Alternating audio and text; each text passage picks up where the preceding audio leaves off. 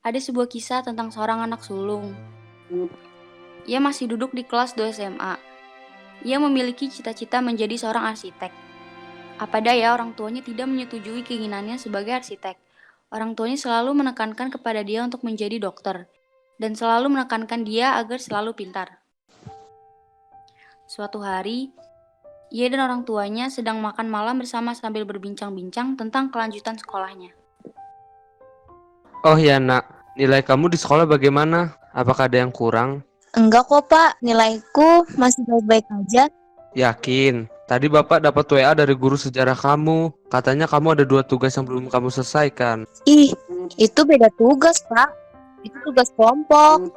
Terus kamu nggak selesaikan gitu? Ya aku sih udah kelarin bagianku. Gak tahu tuh mereka cuma ngandelin aku doang.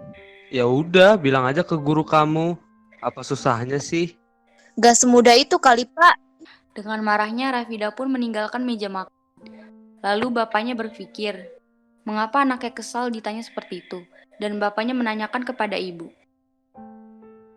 Bu, mengapa tadi anak kita kesal sih? Ketika bapak tanyakan tentang tugas sekolahnya. Mungkin tadi Bapak ada yang salah berbicara kepadanya? Enggak kok, tadi bapak berbicara sesuai dengan apa yang bapak ketahui. Ya sudahlah Pak, mungkin dia lagi capek dengan keadaan sekolahnya. Ya sudahlah, kalau begitu kita lanjut aja makan. Keesokan harinya, Rafida pun berangkat ke sekolah. Sesampainya di sekolah, Rafida pun ditanya temannya tentang tugas kemarin. Gimana tugas kemarin? Udah selesai belum? Tugas yang mana ya? Tugas kelompok lah. Ya belum lah. Gimana sih lu? Kok belum selesai? Ya gue ngerjain tugas bagian gue doang. Lu nih gimana sih? Udah mulai berani lu sekarang sama gue? Enggak kok, enggak. Tapi apaan? Gimana tugas kemarin? Udah selesai belum? Tugas yang mana ya? Tugas kelompok lah. Ya belum lah. Lah, gimana sih lu? Kok lu belum selesai? Ya gue ngerjain bagian gue doang. Lu gimana sih? Oh, udah mulai berani sekarang sama gue. Enggak kok, enggak. Tapi apaan? Kerjain gece. Lu mau nggak dapet nilai? Ya udah sini gue kerjain. Nah gitu dong. Hidup lu kan jadi guna dikit. Rafida pun terdiam dan melanjutkan pekerjaan temannya. Ya udah, Vin, nanti istirahat kita ke kantin kuy. Gue denger bu kantin jual es mambe. Ya udah, lihatnya nanti. Oke, sampai ketemu nanti. Yuk. Setelah itu, Inaya meninggalkan Alvin. Dan akhirnya Alvin pun menghampiri Rafida yang terlihat murung dan sedih karena tindakan Inaya yang masuk ke hati. Dengan rasa kasihan, Alvin pun berkata kepada Rafida, Perkataannya si Naya nggak usah dibawa hati. Emang gitu orangnya. Iya, gue bisa ngertiin kok. Kenapa nggak dilawan aja sih? Kan dia mau coba banget sama lu. Kalau gue jadi lu tuh udah. Gak usah, kita itu gak boleh balas kejahatan dengan kejahatan. Dengerin, jangan so bijak. Gue tau lu kesal juga kan. Iya, tapi kekerasan bukan cara yang tepat untuk membalas tingkah lakunya. Yaudahlah, nanti istirahat mau gue bantuin nggak? Jujur, gue kasihan sama lu disuruh ngerjain banyak kayak gitu. Beneran, makasih ya bantuannya. Iya, nggak usah, makasih. Kan emang tugasnya buat membantu. Akhirnya Alvin pun mempunyai itikat baik untuk membantu Rafida mengerjakan tugas kelompoknya saat istirahat. Tak lama kemudian, bel istirahat pun berbunyi. Alvin menghampiri Rafida untuk membantu mengerjakan tugasnya. Raf, mana tugasnya? Ih, ini beneran. Kirain gue lu cuma bercanda. Ya, gue beneran. Oh ya, kenapa nggak lu tadi balas aja? Ya, gue gak pengen aja ngebuat masalah di sekolah. Kalau kita berantem, kan jadi tambah panjang masalahnya. Iya juga sih, tapi nanti dia malah nambah ngebully lu lagi. Oh iya, lu kan temennya. Kok lu malah ngebelain gue? Ya sebenarnya gue juga benci juga sama Inaya. Rafida pun terkejut karena ternyata Alvin pun membenci Inaya. 20 menit kemudian bel masuk berbunyi dan tak lama kemudian guru pun masuk ke kelas. Hari ini kita ulangan ya, tolong siapkan kertas lembar dan alat tulis. Selain itu, semua buku yang tidak diperlukan harap dimasukkan ke dalam. Kemarin belajar gimana sih? Nggak jelas nih. Ya, sekarang kita ulangan karena Bapak mau tahu seberapa paham materi yang kemarin. Setelah guru menulis soal di papan tulis, Mereka dipersilakan mengerjakan ujian tersebut dengan suasana yang tenang. Berbeda dengan Rafida dan Inayah. Inayah meminta jawaban kepada Rafida namun tak dikasih olehnya. Lu udah kan? Gue belum, Man. Bohong lu. Mana sini gue liat jawaban lu. Ih, dibilang gue belum, Man. Tak lama kemudian, guru menyuruh untuk semua murid untuk mengumpulkan ulangan tersebut. Karena sudah menunjukkan jam pulang sekolah, tak lama kemudian bel pulang sekolah berbunyi. Dan seluruh murid mengumpulkan ulangannya dan bersiap-siap untuk pulang. Lu jangan pulang dulu. Hah? Gue? Iya, lu. Siapa lagi? Mau ngapain? Ya mau ngapain kek setelah gue. Intinya lu jangan pulang dulu.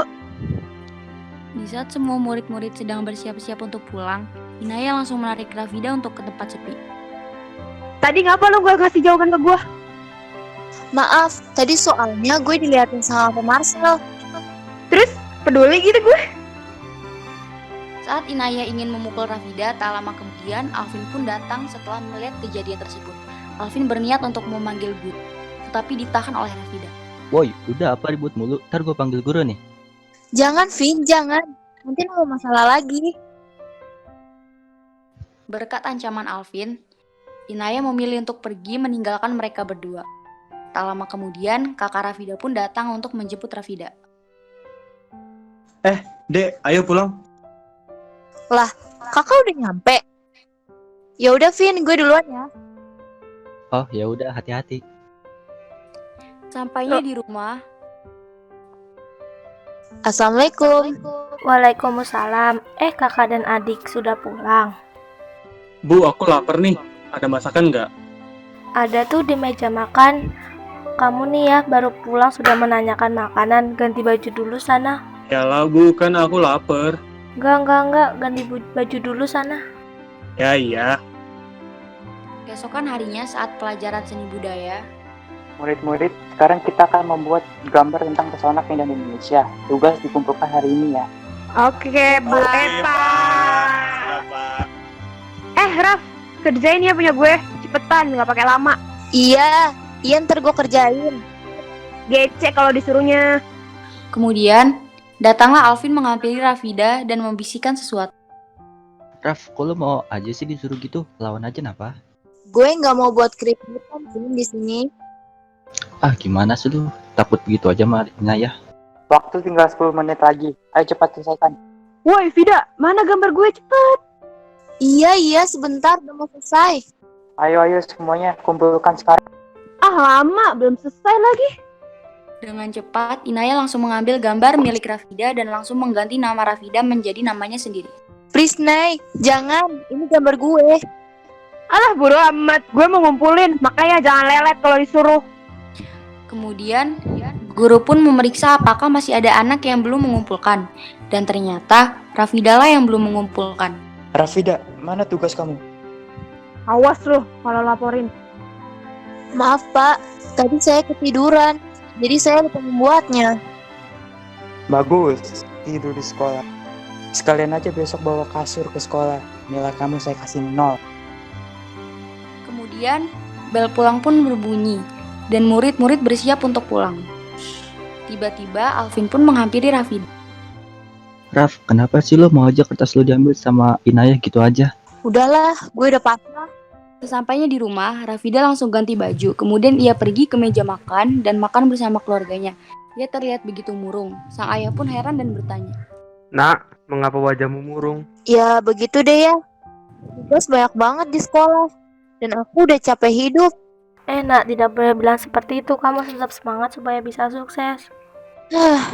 Ibu nggak tahu betapa capeknya aku ini. Rafida pun bangun dan meninggalkan ayah dan ibu meja makan tanpa basa-basi. Kenapa sih si Ade ini? Mungkin dia kecapean, Kak, jadi gampang emosi seperti itu. Keesokan harinya, saat pelajaran Pak Marcel melihat muka Rafida yang murung dan kemudian bertanya kepadanya.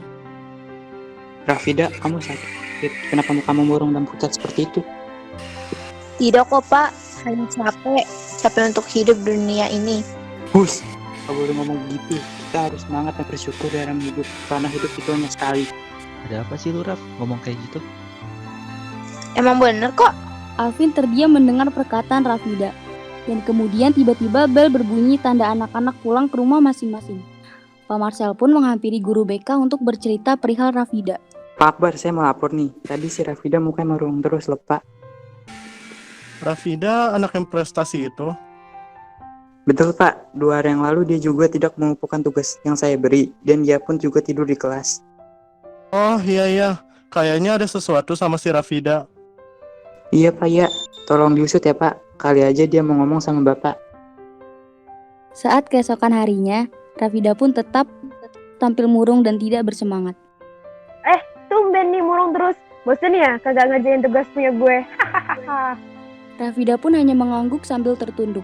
Lalu, Alvin menghampiri Rafida yang terlihat murung akhir-akhir ini. Raf, tuh udah apa sih murung kayak gitu terus? Kalau ada masalah, lu bisa cerita sama gua. Kagak ada apa-apa kok, Vin. Cuma capek aja. Capek karena apa? Capek lah pokoknya. Bel sekolah pun berbunyi. Semua murid pulang dan hanya tersisa Rafida sendiri di kelas. Gue capek hidup. Kenapa nggak ada orang yang mau mengerti perasaan gue? Apa mungkin gue harus akhiri hidup agar tidak merasa tertekan? Pak Akbar lewat dan melihat ada Rafida sendirian di kelas. Diam-diam ia mengamati gerak-gerik Rafida. Rafida mengeluarkan sebuah pisau yang ia bawa dari rumahnya dan ingin menusuk dirinya sendiri. Baiklah, sudah gue putuskan gue ingin bebas. Rafida kemudian menempelkan pisau itu ke lehernya dan tiba-tiba Pak Akbar dengan sigap berlari dan langsung memegang tangan Rafida. Tunggu, apa yang ingin kamu perbuat? Apa kamu ingin bunuh diri? Iya, saya ingin bunuh diri. Saya sudah capek dan tidak kuat lagi hidup di dunia ini. Rafida, bagaimana jika kamu ceritakan semuanya kepada Bapak ya? Daripada melakukan tindakan yang sia-sia ini. Rafida pun akhirnya menurut dan menceritakan semua yang terjadi kepada Pak Akbar. Baik, kalau begitu, Bapak sudah tahu solusinya. Mari kita selesaikan. Kemudian, guru BK memanggil kedua orang tua Rafida dan Inayah ke sekolah. 30 menit kemudian, orang tua mereka pun datang. Guru BK pun bercerita secara empat mata dengan orang tua Rafida. Jadi begini Pak, tadi anak Anda berencana untuk bunuh diri. Apa? Bagaimana bisa? Iya Pak, tadi Rafida bercerita kepada saya bahwa Bapak sering menekankan Rafida untuk menjadi anak yang pintar dan nilainya pun sempurna semua. Dia menjadi sangat tertekan untuk mendapat nilai yang sempurna. Seharusnya Bapak mendukung dia dan menyemangati dia untuk melihat proses belajar dia. Menurut saya pribadi, dia memang orang yang pintar dan berprestasi. Inayah, kenapa kamu terus membuli Rafida dan meminta dia untuk mengerjakan tugasmu? Bagaimana Bapak bisa tahu? Coba kamu bayangkan, seandainya kamu yang berada di posisi dia. Dia sudah sangat tertekan dengan sikap orang tuanya, dan kamu malah membulinya lagi. Maaf Pak, maaf. Saya hilaf. Jangan minta maaf kepada saya. Minta maaflah kepada Rafida. Tadi Bapak lihat dia hampir bunuh diri karena tidak kuat akan semua tekanan yang dihadapi. Apa? Inayah pun bergegas menghampiri Rafida. Raf, gue minta maaf. Maaf karena selama ini gue sudah membuli lu dan udah nekenin lu. Nggak apa-apa kok. Gue udah maafin semua perbuatan lu, Nan. Gue janji nggak akan membuli lu lagi. Gue akan berubah menjadi lebih baik lagi. Kemudian, Inayah pun memeluk Rafida dengan kasih sayang. Keesokan harinya, Rafida sudah tidak murung lagi dan berubah untuk selalu bersyukur akan hidup dan mengubah niatnya untuk bunuh diri karena sudah tidak memiliki tekanan dari orang tua dan teman-temannya. Rafida pun hidup bahagia dan mulai menonjolkan prestasinya yang sempat terpendam.